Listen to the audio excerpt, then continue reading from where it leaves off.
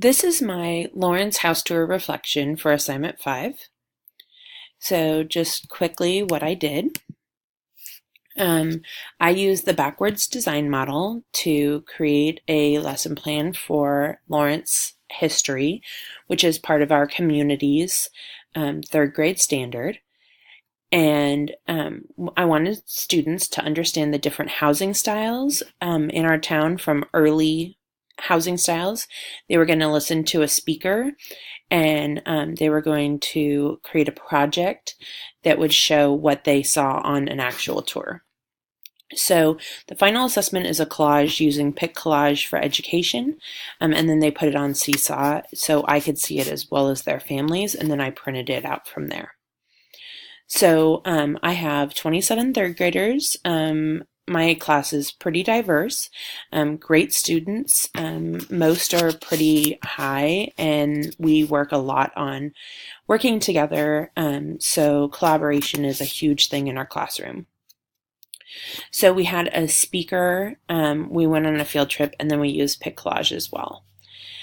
So the first day we just we had the speaker and the kids took notes on the different housing styles and they saw pictures from a PowerPoint presentation.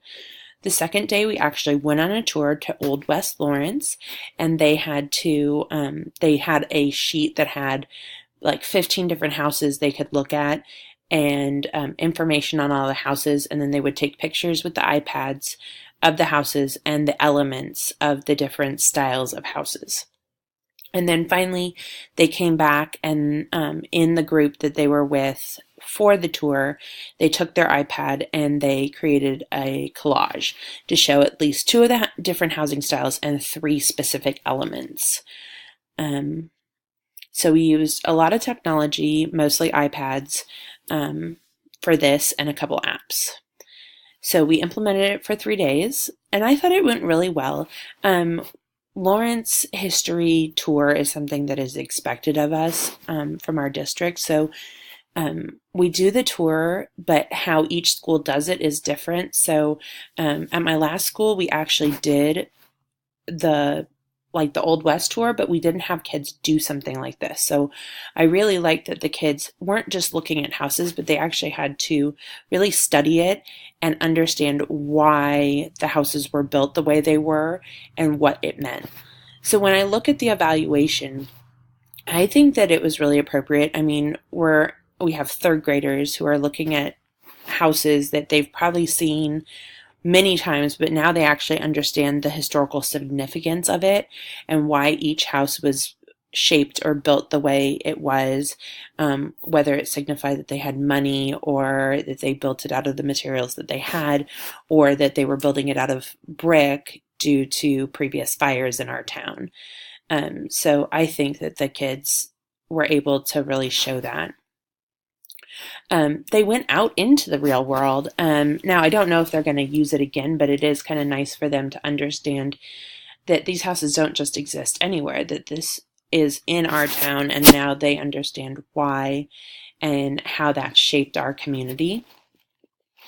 They got to do the collage. It was a collaborative event, so you don't know if all the kids participated in the way that you really wanted them to. So that was one thing that's hard for me.